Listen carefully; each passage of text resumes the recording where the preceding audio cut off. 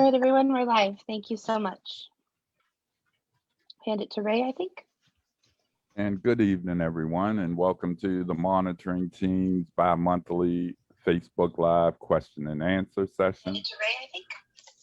There's been a lot going on in the past couple of months since we last met, and we want to make sure we get enough time to answer any of your questions.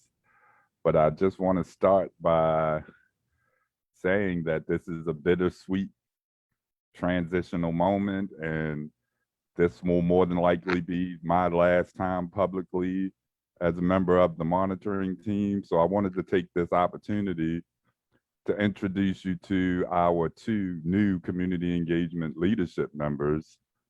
First, taking taking the helm as the lead community liaison is Miss Wanda Watts. Wave, Miss Wanda. And then filling Darnell's position as community engagement coordinator, we now have Miller Roberts. So I'm excited about this whole transition. I'm sure Miller and Miss Wanda will bring their own flavor to the table. And just to get the ball rolling in that direction, I'm going to pass all facilitation over to Miss Wanda from this point on and go on mute. It's all yours, Miss Wanda. Great. Thank you, Ray. We're certainly going to miss you, but I know your phone number. I know where you live. So if there are any questions that are pressing, don't slam the door in my face. Make sure you open it, because I will be standing on the top step. And I have to say thank you for bringing us to this point. Without you, we would not have this community engagement piece, I don't believe. And I am committed to taking this to the next level. And I will need everyone's help with this, including the community. So much so that we're asking the community to please stay engaged with us, not just tonight, but all through this process. So I'm going to turn it over now to Ken Thompson. And after Ken, we'll have Seth, and then we'll have Hassan. So take it away, guys. Well, thank you, Ms. Wanda, and let me join, and I've done this before, but I really want to thank Ray and Darnell for all of their hard work over the last, I don't know, Ray, you've been involved in this now, certainly before I became involved, but as a former member of the monitoring team, certainly for the last 3 years, and you have done an incredible job. You've led this community engagement team in an extremely professional way, so I'm going to miss you. But like Ms. Wanda says, I've got your phone number. I know your address. I know how to hunt you down, and you can't get away from me because you remain my little brother. Okay, so stay tuned, because I'm certain we'll be reaching out to you. I'm also very happy to have Miller. I think Miller is going to bring a different face to the community liaisons.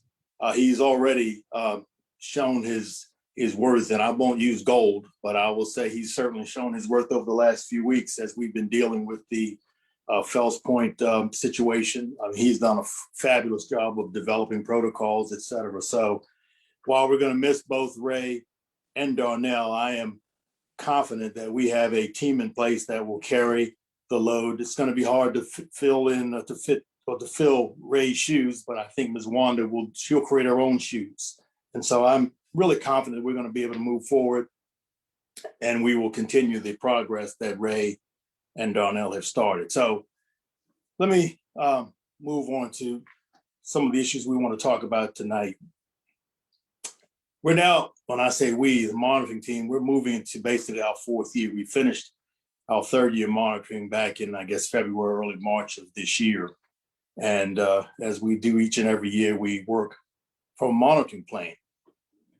For the last 3 years, it's been clear that we have spent a ton of time working with BPD and the city to some extent, along with DOJ, helping them to revise policies or develop new policies where they were necessary. And we have spent an inordinate amount and an incredible amount of time, but I would say time that was absolutely well spent assisting the department in developing its new training program. And we've talked about the training program and the academy on a number of different occasions, and I'm not going to spend too much time on that tonight, but I remain convinced that the academy really is the shining star right now in the reform process. It's an incredible training curricula. I think most of the officers are learning a lot, and they seem to be accepting it quite well. But as we move into year 4, we know, and the judge has reminded us, that it's now time for us to begin intently looking at ways to evaluate whether this training and these policies are really bearing the fruit that we want them to bear. And so we're going to be spending a lot more of our time over the next few years. And again, that's not to say we're not going to abandon the technical advice that we provide. We'll certainly do that where necessary, but we're really going to begin focusing on evaluating where BPD is at this point in time and as we move forward. So we'll be looking at what we call compliance reviews and outcome assessments in an effort to figure out, again, whether or not the training, the policies, the other things that we've done over the last 3 years, have they really put in place foundational foundations, I should say, not foundation, but a foundation from which we can say that the department is now moving in the right direction, reforming itself so that sometime in the near future, we can proudly say we have a 21st century constitutional police department. So what I would like to do tonight is talk about 2 things that I think are incredibly important to that effort. One, of course, is public integrity, because as we all know, and as I'm certain all of us will agree, it is incredibly important that the culture in this department change, that the officers who are working for the citizens of Baltimore recognize that they are working for the citizens of Baltimore, that they do their job in an honest way, in a non-discriminatory way. And that's important, and that's part of public integrity.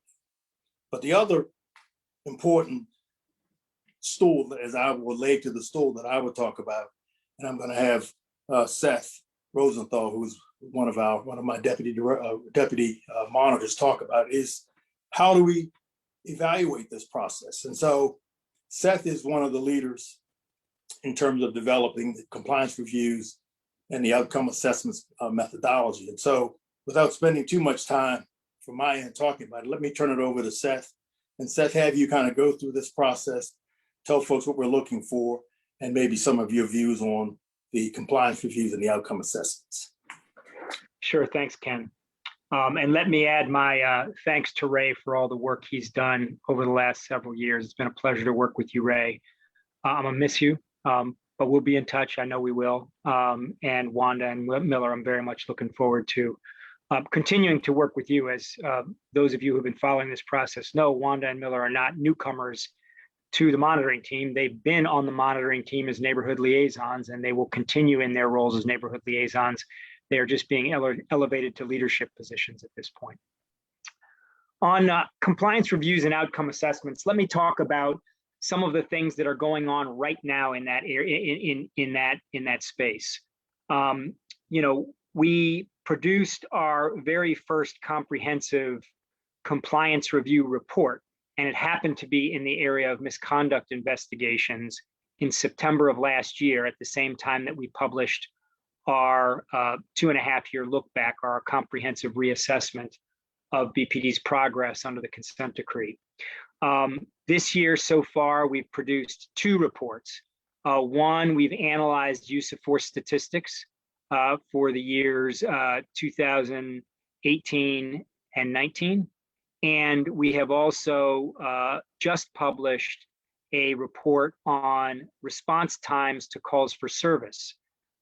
These are the 911 calls that the police department receives, and the time it takes the police department to respond to 911 calls is often a good indicator of how efficiently the police department is operating. And we produced a comprehensive quantitative analysis of response times to 911 calls for the years 2018 and 2019. Right now, we are in the middle of undertaking a comprehensive review of BPD's work, or BPD's performance in the use of force arena. And we're covering the years 2018, 2019, and 2020. What we're doing there is we are taking a look at a representative sample of use of force incidents over the course of those 3 years, both low-level uses of force, what we call level 1 uses of force, which are basically just hands-on, all the way up to police-involved shootings, which are called level 3 uses, which are categorized as level 3 uses of force. But our team is taking a look at those, and we're taking a look first at officers' use of force and whether it was reasonable, proportional, and necessary, therefore whether it was consistent with law and policy. We're also taking a look at how officers reported use of force and whether they were reporting accurately and fully and comprehensively. And third, we're taking a look at the supervisory review process, whether supervisors have been adequately reviewing uses of force by their officers. This is going to be an iterative process over the rest of this year because we're looking at these representative sample cases over the course of the year in tranches, and we're hoping to produce our report somewhere around sometime between Thanksgiving and Christmas. We may be more efficient than that and may be able to do it more quickly, but it's a laborious process, and we want to be as accurate as possible. But look, this is a really important review that we're doing now. As all of you know, one of the areas where the Justice Department found a pattern and practice of constitutional violations was in the use of force arena. And so we need to get a good handle on, how BPD was performing in the area of use of force between 2018 and 2020 to determine, whether they are complying with law and policy, whether things are improving, so that we can have some sense going forward for 2021, 2022, and up through the time that they reach compliance, whether they've reached a point where they no longer need to be under court oversight when it comes to how they use force, how they report force, and how supervisors review uses of force. So that gives you an idea of the kinds of work that we are going to be doing more and more of in the coming months and years. We're really focused on that use of force review right now, but at the same time, we're developing methodologies for reviewing how BPD is performing in the area of sex assault investigations, and whether it's sex assault investigations are doing whether it's sex assault investigators are doing what the consent decree requires in terms of the thoroughness of those investigations, and whether those investigations are victim-centered. We're also taking a look at, we're going to be taking another look, I should say, at Public Integrity Bureau investigations. As I said, we did a look at Public Integrity Bureau investigations, misconduct investigations for the year 2018, really before the reforms of the consent decree took hold. What we're going to be doing now is looking at those investigations from 2019 and 2020 to see if there's been an improvement in the way that BPD conducts investigations, in the findings that they make, whether those findings are well supported by the facts and by the evidence. So we're going to be doing that as the year progresses. We're also going to be taking a comprehensive look at BPD's training and how the training, whether the training function is doing what the consent decree requires. In addition, we're going to be taking a look at what we call transport events. As you all know, one of the things that prompted DOJ's investigation and ultimately led to the consent decree was the death of Freddie Gray. Freddie Gray died while being transported. One of the areas of the consent decree seeks to ensure that prisoners or people who have been arrested are being transported in a safe manner. BPD has been doing its own record keeping and its own audits in this area for the last couple of years. Now we are going to go behind some of the work that BPD has been doing to ensure that, in fact, the equipment and transport vehicles is being adequately maintained, and that prisoners are being transported safely. It just gives you it just gives you an idea of the kinds of things that the monitoring team is beginning to undertake as we move from what I'll call the foundational phase of reform, what Ken described in terms of providing technical assistance on policies and training, into sort of the more assessment focused phase of reform, where we're really taking a close look to determine whether all the changes in policies and all the changes in training are having a meaningful impact on the ground and improving the way that Baltimore officers police and the way they interact with community members. Ken, I think that covers it, and I'll answer any questions that there are on that front, but I've been talking long enough, and I'll turn it back to you. I think before I'll do that, I'll let Hassan give a brief overview of PIB and misconduct and discipline, because as I indicated earlier, obviously changing the culture in this department and trying to rebuild trust between the community and the police department is critical. And unless the community has some faith in the fact that police can police themselves and they will hold bad police officers accountable, we're never going to rebuild that trust. So Hassan, if you don't mind, and Hassan is another one of my deputies, I'd ask you, Hassan, to spend a few minutes just talking about PIB, and then we can open it up for questions. Thank you, Ken. Ray, I also want to echo that it's been a pleasure working with you. And I know that our paths are already crossing. So thank you for all the work here and everywhere. So I'm going to briefly get into the Public Integrity Bureau and the accountability section, which encompasses misconduct investigations and discipline. Just for context, the consent decree has 511 paragraphs of reforms. 87 of those are public integrity related. They encompass 38 pages of the consent decree. So a lot of thought was given when reaching this settlement agreement to the public integrity IA review of complaints, lodging of complaints, everything from the kind of place, location that the IA section or PIB section needs to reside in with community access, all the way to how the police commissioner and superintendent defines the outcomes of these cases. So it spans a lot of different areas. And for the first 3 years or so of the consent decree, that was the infrastructure building. We worked on countless policies that are both directly related to PIB and policies that are sort of on the margins of PIB that sort of have overlap, but have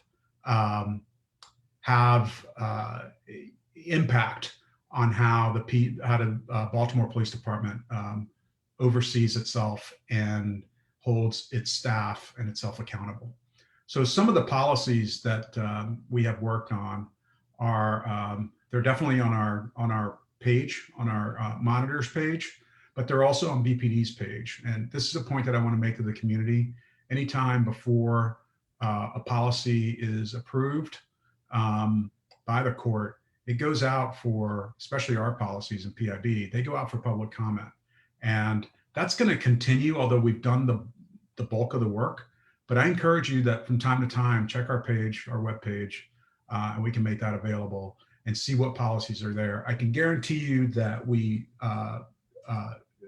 carefully review and include citizen comments.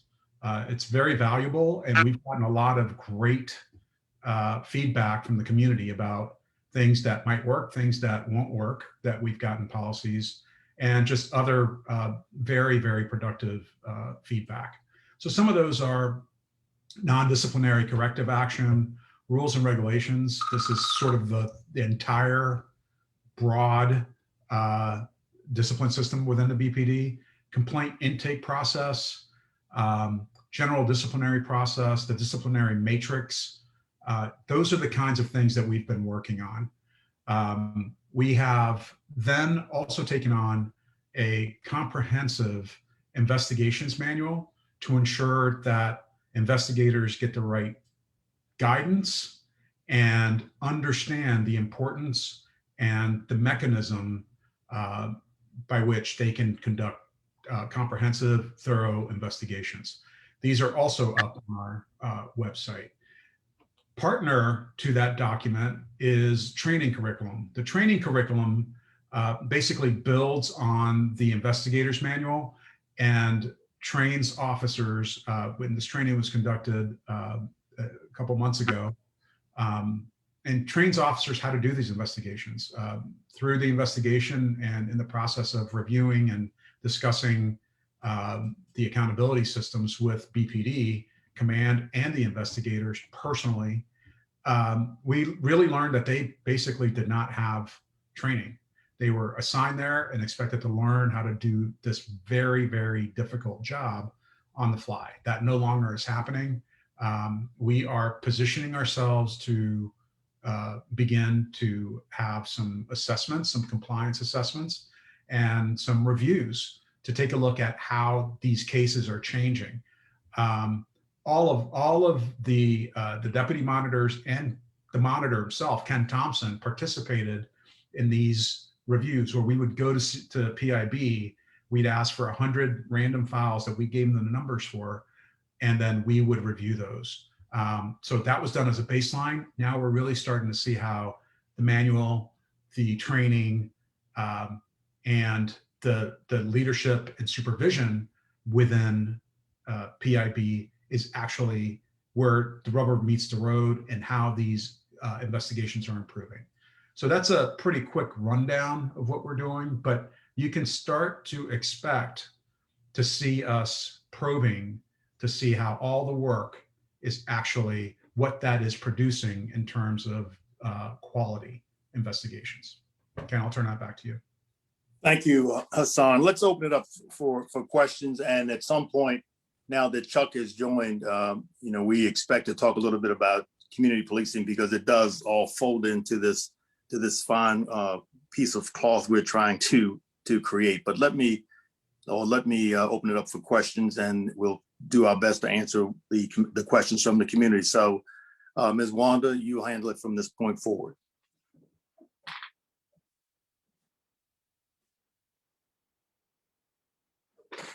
You might be on mute.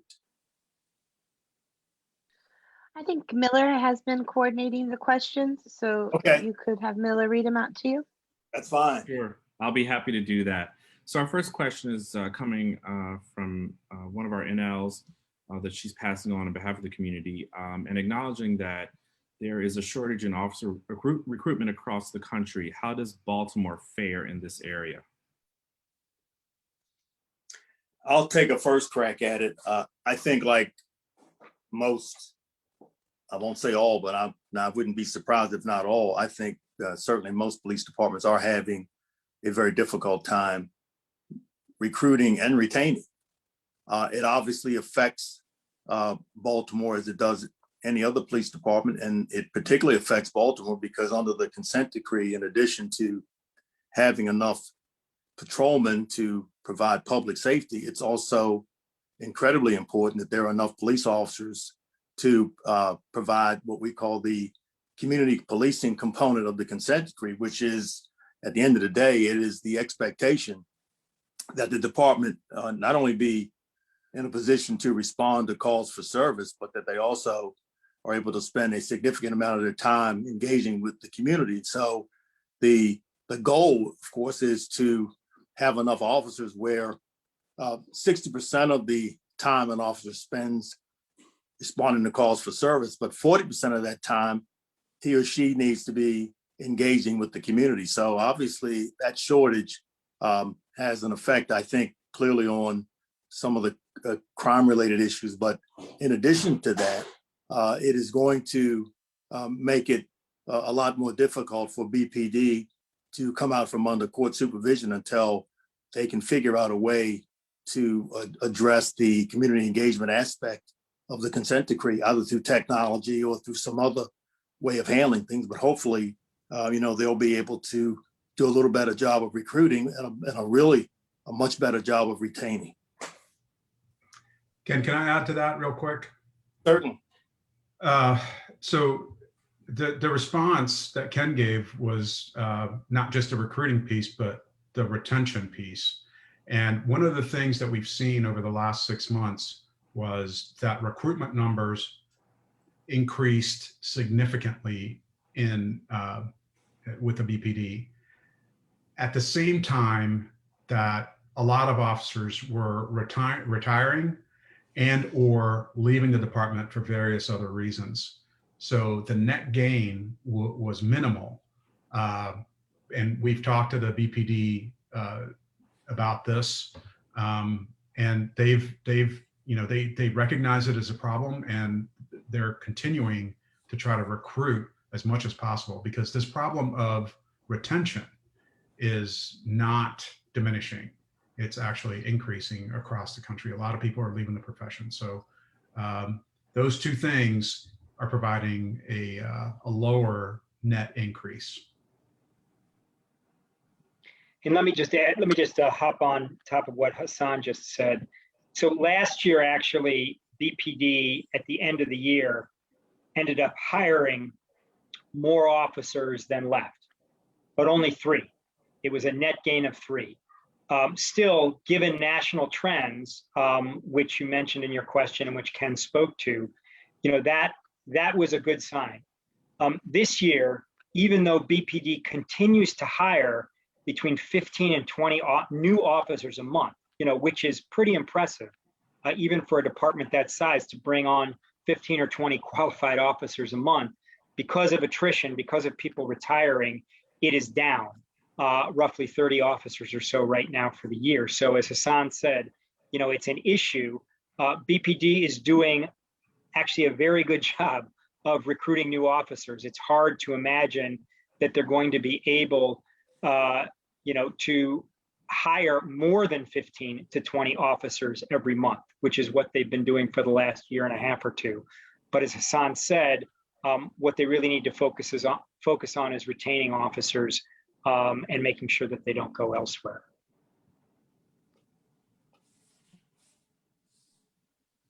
Okay, any other comment on that question?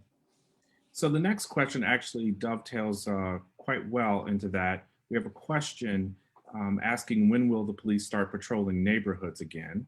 There's no police patrol in my neighborhood, which is located in the Southwest District. And the concern is that tax dollars are going to waste.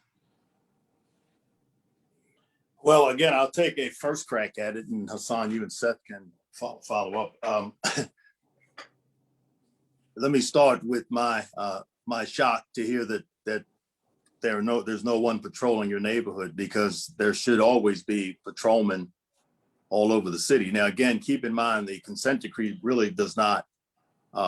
It doesn't deal with the police strategy. That's not our role. Our role is to, as outsiders, to determine whether or not over time the department is reforming itself in line with and in accordance with the 500 plus paragraphs that are set out in the consent decree. And they cover a variety of areas.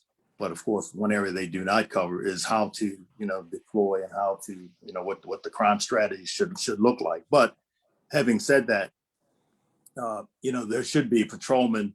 While we certainly recognize that the department is short, and I mean they're short a pretty significant number, there should be patrolmen in all the 9 precincts. So Hassan, you may want to, or Seth, you may want to talk a little bit about this, but it seems to me that you need to, if that's occurring in your neighborhood, you need to complain first to the district commander. And if you're not getting the kind of attention that you deserve, I would suggest you contact PIB.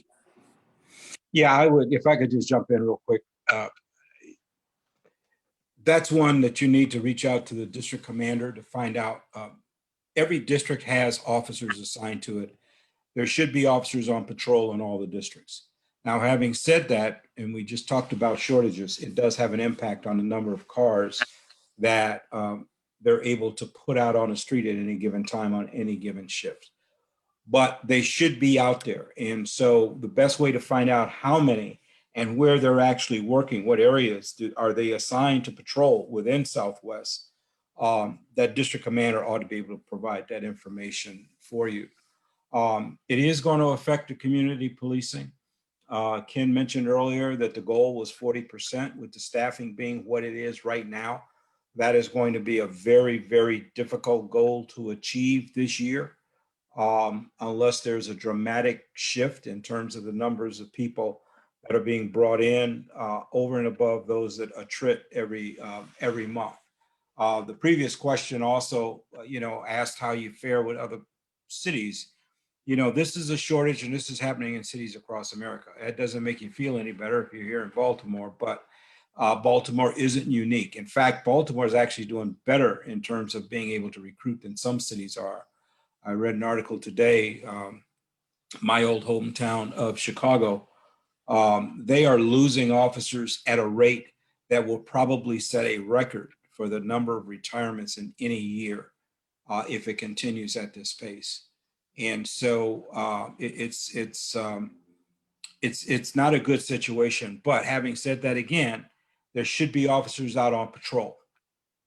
That should be happening. And so to get more information, that district commander ought to be able to provide that. So Seth, Hassan, anyone? I just want to, I don't want to beat a dead horse here, but I've been part of conversations and I've seen document exchanges within the BPD that address this very issue.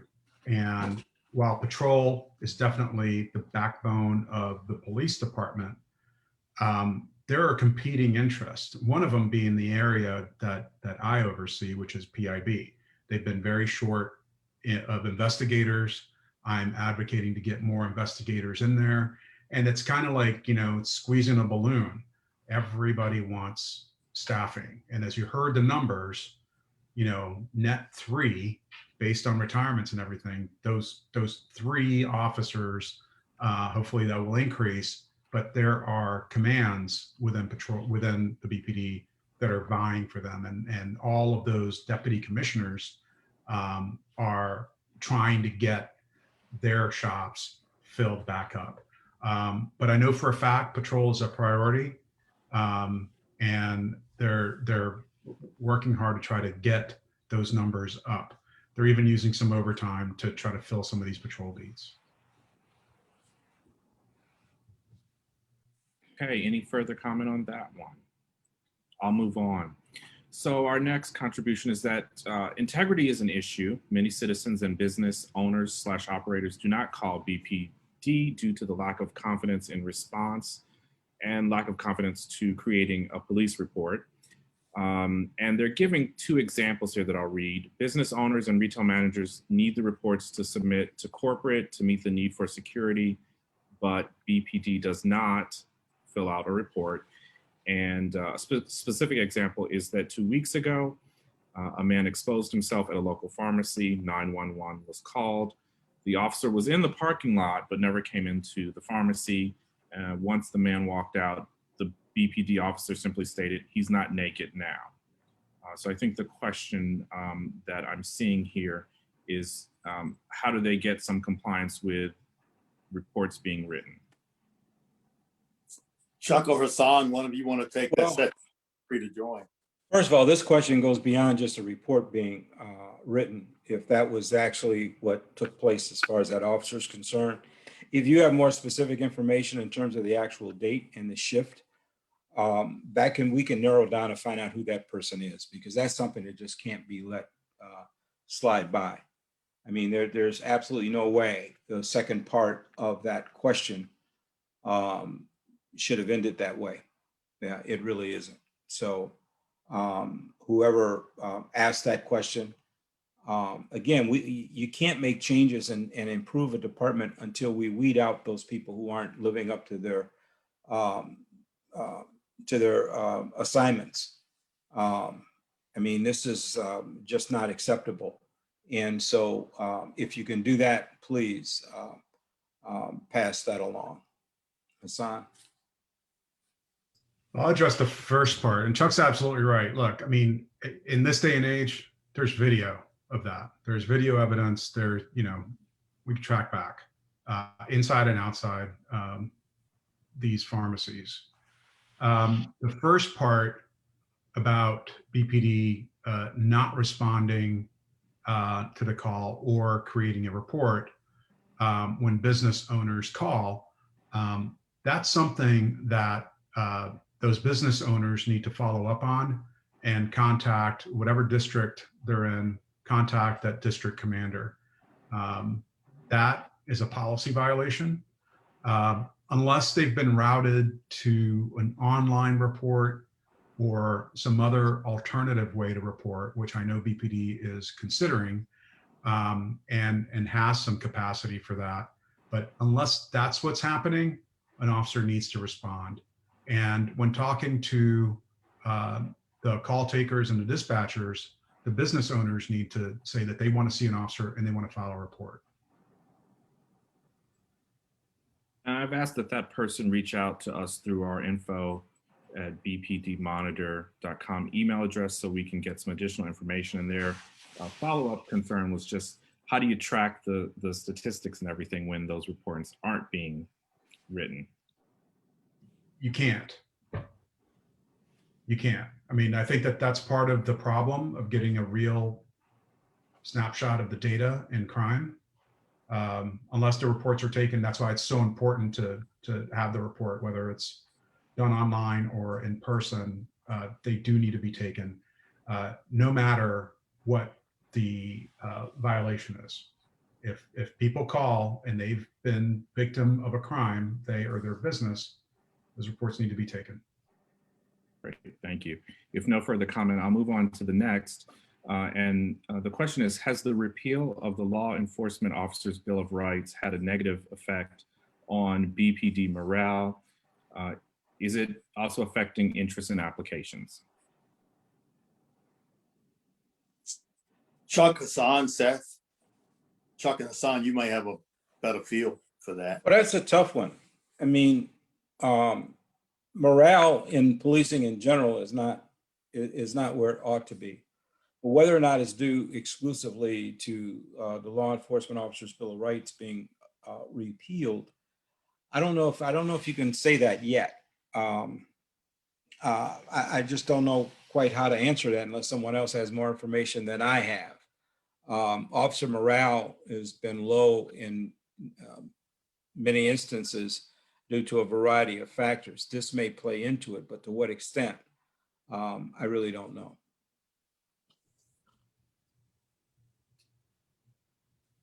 Okay. Any other comments on that question, or I'll go ahead and move forward. The next one's a little long. Many scholars and academic experts here, but does anyone ever go out into the neighborhoods? Has anyone visited Baltimore, ordered food in the area with high drug activity? During the 15 minutes that we waited for our food, officers were in the midst of a drug transaction. I think that probably means response to a drug transaction. As a visitor, I feel for people that have to live in this unsafe manner. Officers should discourage drug activity, not encourage it openly. And there's a sign of a lack of oversight. So I think the real question is, what's the engagement in the community from officers and other people working on the consent decree? I'll start with that, and then I'll maybe have Ms. Wanda talk a little bit about it, or Ray.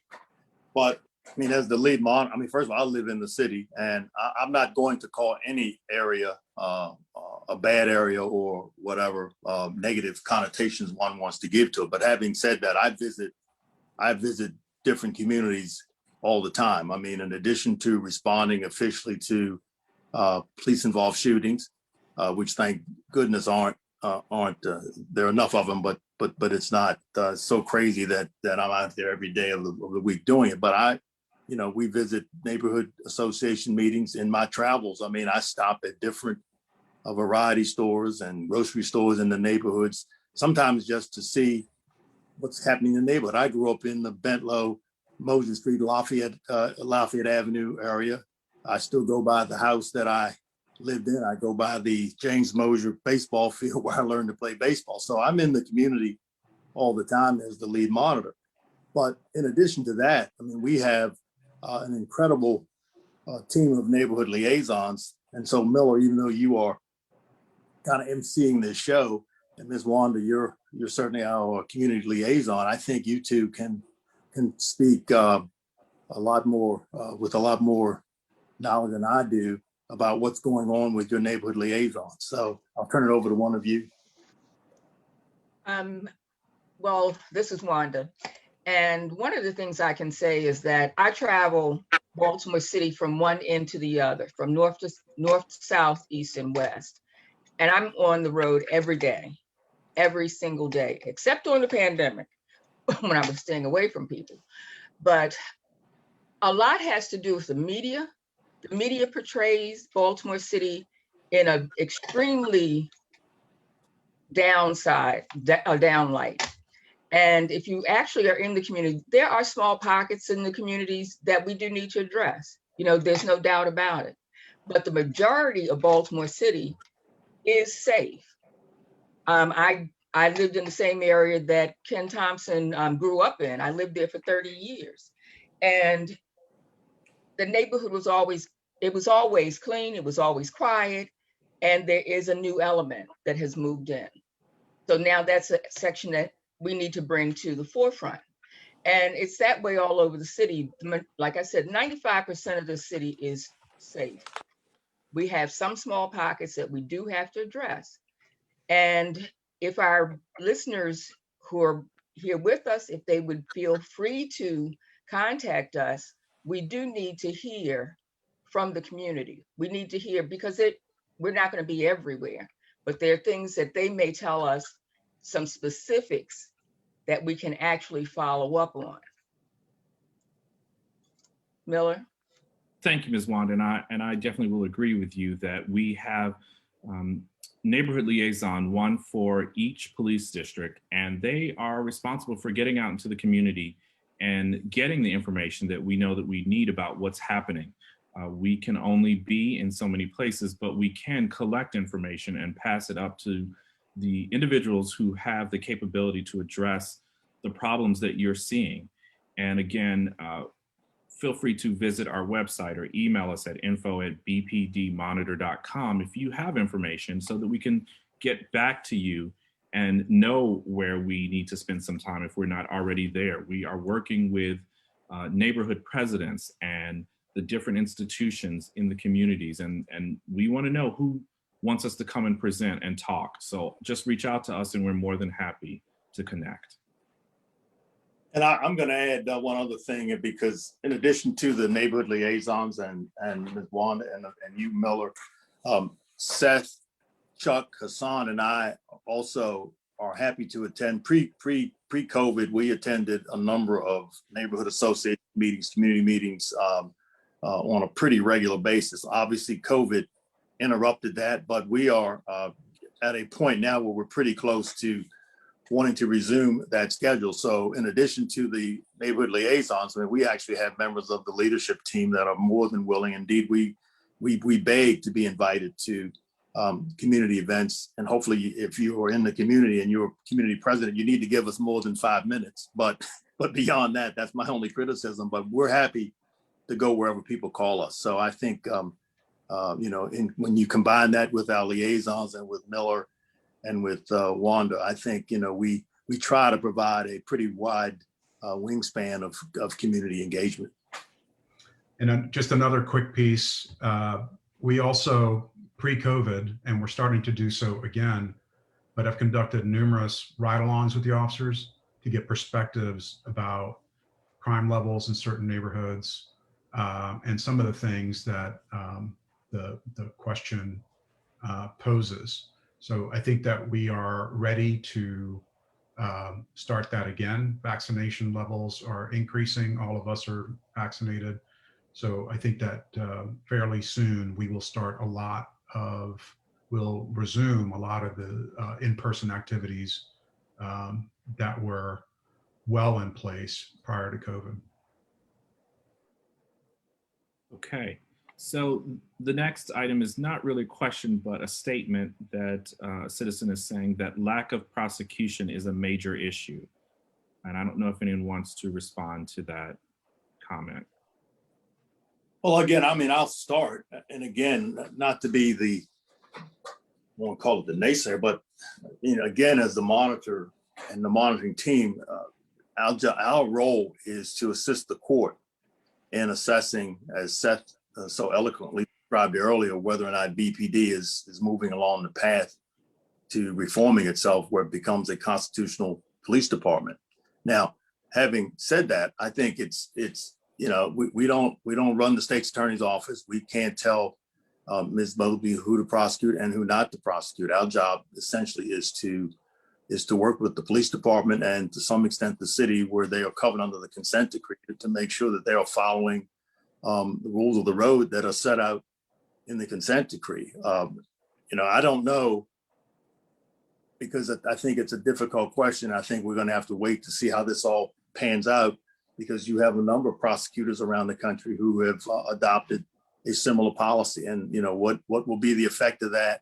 I think is academics and scholars are going to have to look at that and provide an answer down the road. But I know from my end, I can't really tell you right now what the impact of the prosecutor's office in deciding, you know, what to prosecute and what not to prosecute, what effect that's going to have on what we're doing in connection with the consent decree. But Seth, you may have a response to that that might even be different than mine. No, I'll just, I mean, I think that's absolutely right. And, you know, I'll just say that, you know, we know that the police department, you know, has issued directives that are directly responsive to the prosecutor's policies on prosecuting low-level offenses.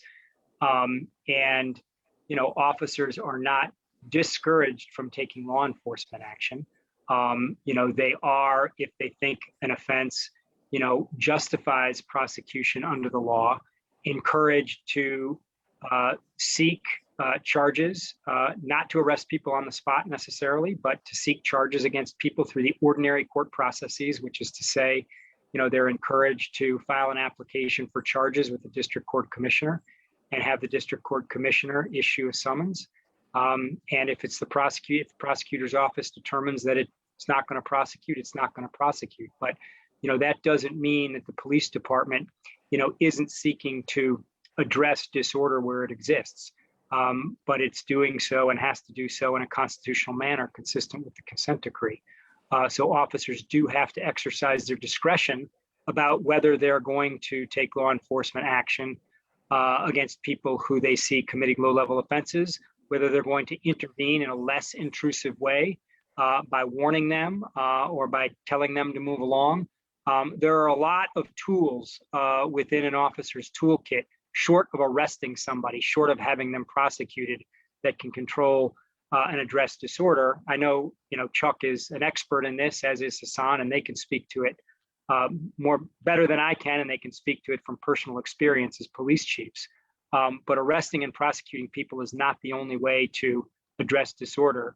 BPD recognizes that, and that's part of new BPD policy under the consent decree. And as Ken says, you know, we'll wait to see how it shakes out, but this is what the consent decree requires. And that's separate and apart from anything that the state's attorney's office and Ms. Mosby is doing. Chuck, Hassan. Chuck, you may want to talk a little bit about the training that's going on now in community policing with respect to lesser offenses.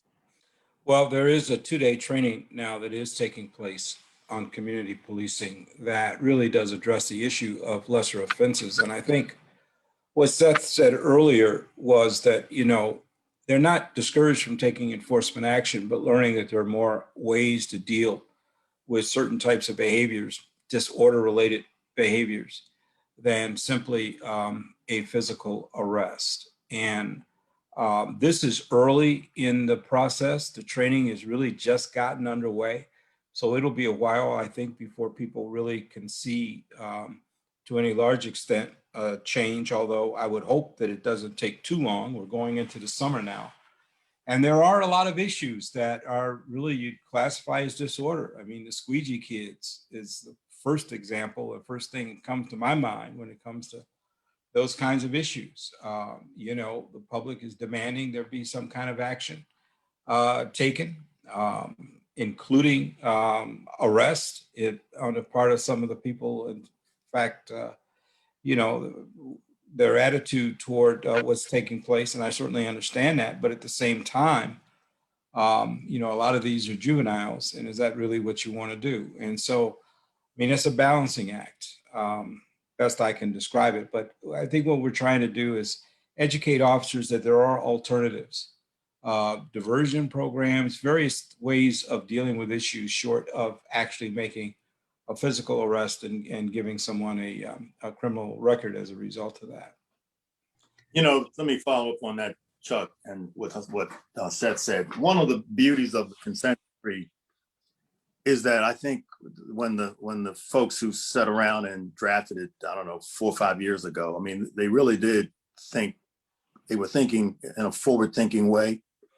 And so, for example, when you talk about events like disturbing the peace, if that's still on the books, or disorderly conduct, I mean, you take events like that where you have someone out in the middle of the night, 3 a.m. in the morning, you know, with a radio blasting, but this person seems to have, you know, some issues. Well, you know, one of the things the consent decree has done, it has forced the police department, and I think it's forced people in this city and in this state to consider a discussion around how do you deal with people who have behavioral issues or otherwise in some behavioral crisis. And so, you know, one of the things that, as Chuck and Seth talked about, instead of just arresting somebody for playing music loud, waking up the neighborhood, which I know everybody is ticked off about, but maybe this person needs some help. And so the idea is to, as opposed to having a police officer arrest this person, maybe, you know, he or she can call in a mental health worker who can address the issue that the person is having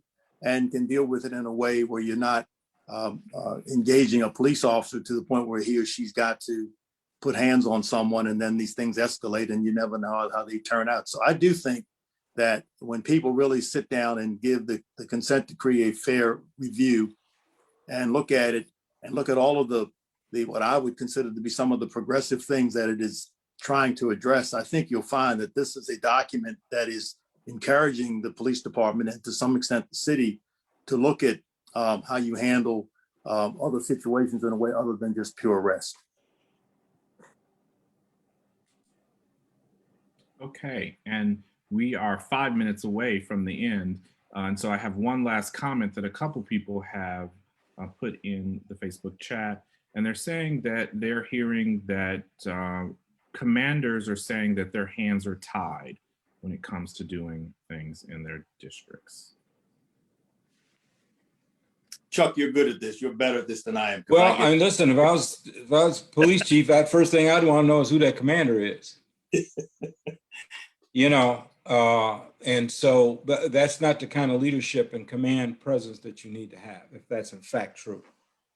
And so again, when those things come up, you know, what district are we speaking about? Is this just anecdotal things, information, or is this something specific that someone is aware of, or what? I know that I've heard that some officers are saying things like that. And again, we do all we can to try to make sure that people realize that, you know, they can still, you know, they can still police, they can still take enforcement actions, they can still do preventive patrol, they can do all those things. The whole point of the consent decree is to see to it that the officers engage in constitutional policing. It's not a no policing situation, it's constitutional policing. So they can still do their job. They need to do it properly. And that's all that's being asked in the consent decree. That's all that's being asked. And so again, when you have a situation or someone tells you something like that, again, you know, somebody needs to know that, because I know as a former police chief, that's exactly the kind of information I would love to hear, because I'd like to know who, especially someone of rank, who may be saying something like that. And just additionally, to piggyback off of Chuck's response, every week I sit in on a ComStat meeting. And ComStat meetings are designed to engage the commanders of these districts in a conversation with the commissioner and the deputy commissioners about crime and disorder and what activities they're taking on with regard to addressing it, not just with arrests, but it does include arrests, but problem-solving activities, diversions, and they get down to such detail in these meetings. And again, 2 hours every week. They get down to how many police cars are in the shop, and is that impacting their ability to patrol the neighborhoods within their precincts. So I too share Chuck's concern about someone of rank, a commander of a district, saying that their hands are tied. Their hands are not tied. Their hands, they are being empowered to use all sorts of tools that are available to them, not just the hammer of arrest, but everything else at their disposal. And more, the consent decree is providing some of these tools, some of these skill sets. And the leadership of the BPD is starting to really encourage these commanders to use all of those tools. Let me just glob on to this, because this is an area that really ticks me off sometimes. I mean, you take investigatory stops, for example. I mean, you hear some, I've heard this, some patrolmen, some commanders, at least heard from other people, this is what they've said, that their hands are tied. Well, the consent decree, if you look at it, specifically tells police officers what they need to do when they suspect someone is about to or has committed a crime. It says they have to have reasonable articulable suspicion. And I don't want to get into a lot of legal mumbo jumbo, but the bottom line is the consent decree is actually telling police, and then through the training that they've gotten, showing them how to make the appropriate investigatory stop. And so that if they find something, not only will the stop be constitutional, but it will, if someone is found with a grenade or a sawed-off shotgun or some dangerous weapon, that person is likely to have their prosecution upheld, as opposed to what happens when a police officer does it improperly. Even if that is the worst person in the world, that case is going to be thrown out. So, you want to instruct your police officers to do the right thing, number one, because it's right, because it's constitutional, but it's also, it makes practical sense to do it the right way, because if you violate the Constitution, those cases are going to be thrown out, which means some bad guys are going to stay out on the street and they can commit mayhem, and when they should be someplace where they can't do that.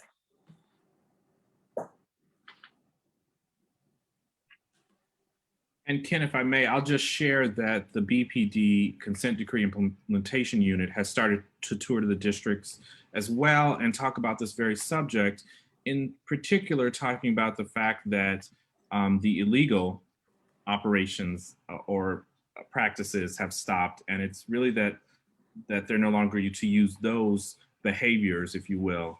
And so maybe that's part of what is being felt about not being able to do certain things. And that was a comment that was left. So it's 8:01, Ken, so I think I throw it back to you. Well, I want to thank everyone for participating. Great questions this evening. This was a really, really good group. We had some really, really good questions. I thank everyone for taking some time out of their busy evening to chat with us. Thanks, everyone. Thank you you. all. And if you have further questions, you can email info@bpdmonitor.com. We'll be happy to pass your questions on to the right people, or feel free today, as you review this video at a later time, to send your or post more comments, and we'll try to address them as we can. Thank you, everybody. Good night, everybody. Good night. Signing off. Take care.